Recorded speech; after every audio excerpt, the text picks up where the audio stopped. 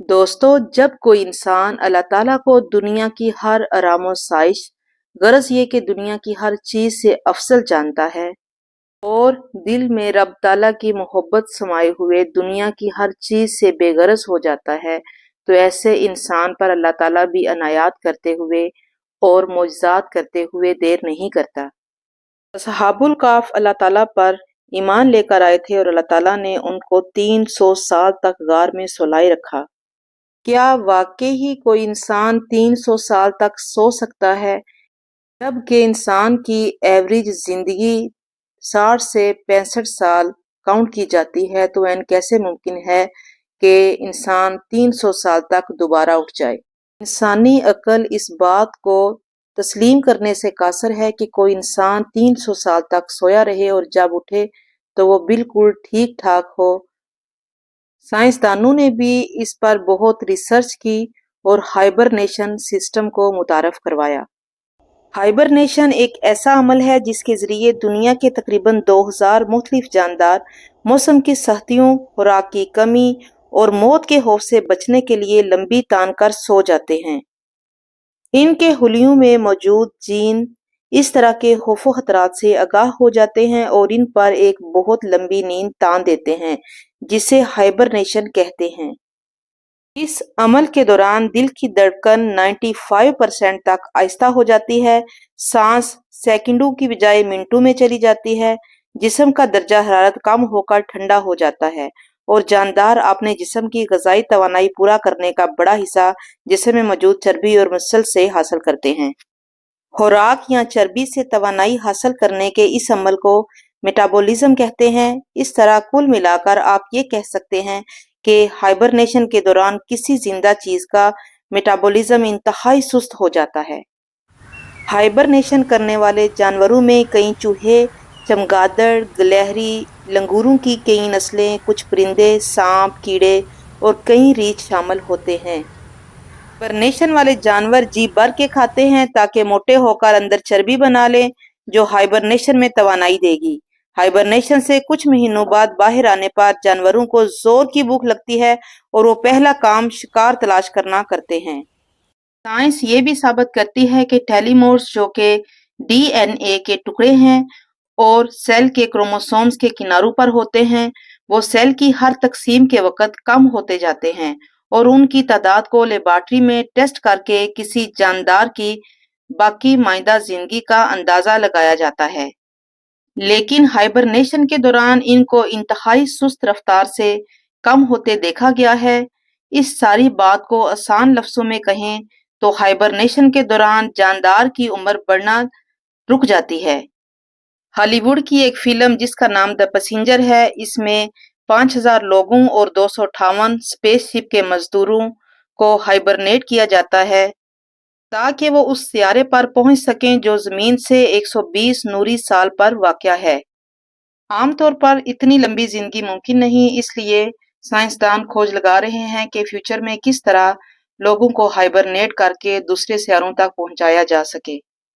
اب ہم اللہ تعالیٰ نے جو قرآن پاک میں سورۃ الکہف میں اصحاب الکہف کی ڈیٹیل دی ہے اس پر غور کرتے ہیں۔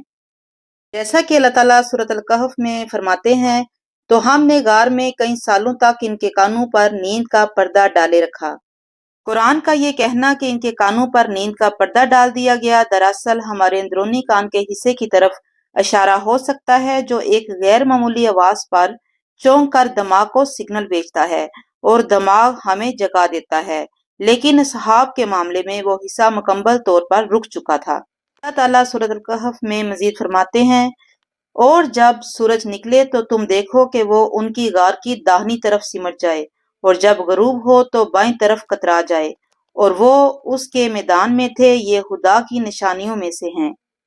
اگر سورج کی روشنی غار میں پڑتی تو غار کا درجہ حرارت بڑھتا جو ان 7 لوگوں کو جگا سکتا تھا۔ دوسرا، سورج کی تیز شعاعیں جلد پر پڑنے سے جسم میں فری ریڈیکل مالیکیولز بڑھتے ہیں جو انسان کی عمر بڑھانا شروع کر دیتے ہیں۔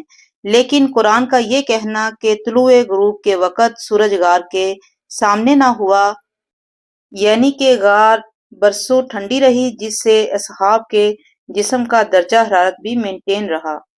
सूरत अल-कहफ में अल्लाह ताला मजीद फरमाते हैं, और तुम इनका ख्याल करो कि जाग रहे हैं हालांकि वो सो रहे हैं, और हम इनको दाएं और बाएं करवट बदलाते थे, और इनका कुत्ता चौखट पर दोनों हाथ फैलाए हुए था। अगर तुम इनको झांक कर देखते तो पीठ फेर के भाग जाते और दहशत में आ जाते। साइंस मानती है कि सोया हुआ शख्स अगर ज्यादा देर तक करवट ना बदले तो खून का बहाव रुकने और प्रेशर की वजह से जिस्म पर बड़े बड़े जख्मों की बीमारी का शिकार हो सकता है, जिसे प्रेशर अल्सर कहते हैं। लेकिन कुरान कहता है कि सहाब की करवट बाकायदा बदलाई जाती थी, चनाचे वो इस बीमारी से महफूज रहे। साइंस कहती है कि अगर आंखें ज्यादा देर तक बंद रहें तो आंखों के नर्व ऑप्टिक को नुकसान पहुंचाकर अंधा कर सकती है।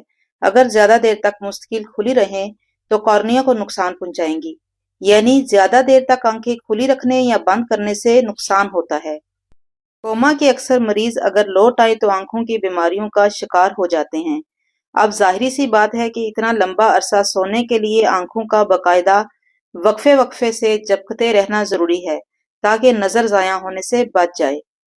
कुरान कहता है कि तुम इन्हें देखो तो समझो कि वो जाग रहे हैं, मतलब आंखें झपक रही हैं हालांकि वो सो रहे हैं, और मारे दहशत के पीठ फेर के भाग जाओ। जाहिर है आप किसी को ऐसे सोए देखेंगे जो आवाज भी ना सुन रहा हो और आंखें भी झपका रहा हो, तो आप भी भाग जाएंगे। अल्लाह ताला सूरत कहफ में मजीद फरमाते हैं, और इस तरह हमने इन्हें उठाया ताकि आपस में एक दूसरे से दरियाफ्त कर ले। एक कहने वाले ने कहा, तुम यहाँ कितनी मुद्दत रहे? उन्होंने कहा, एक दिन या इससे भी कम। उन्होंने कहा, जितनी मुद्दत तुम रहे हो तुम्हारा परवरदिगार ही इसको खूब जानता है। तो अपने में से किसी को ये रुपया देकर शहर भेजो, वो देखे नफीस खाना कौन सा है तो इसमें से खाना ले आए, और आहिस्ता आहिस्ता आए जाए और तुम्हारा हाल किसी को ना बताए। साइंस कहती है हाइबरनेशन में एक जानदार अपने जिस्म की एनर्जी का बड़ा हिस्सा इस्तेमाल कर लेता है और बाहर आते साथ ही वो शिकार शुरू कर देता है। कुरान कहता है, जैसे ही वो उठे एक ने कहा, बाजार से बेहतरीन खाना लेकर आओ, क्योंकि उन सब को जोरों की भूख लगी हुई थी। इन सब नकात से साबित होता है कि असहाबुल कहफ ह्यूमन हाइबरनेशन की वो टेक्नोलॉजी हासिल कर चुके थे जो फिल्म द पैसेंजर में दिखाई गई है। असहाबुल कहफ का वाकया ईसाई मजहबी किताबों और रोमी किताबों में द सेवन स्लीपर के नाम से मौजूद है, लेकिन जो कुरान ने बिल्कुल साइंस के मौक़िफ़ बयान किया, ऐसा बयान किसी किताब में नहीं मिलता।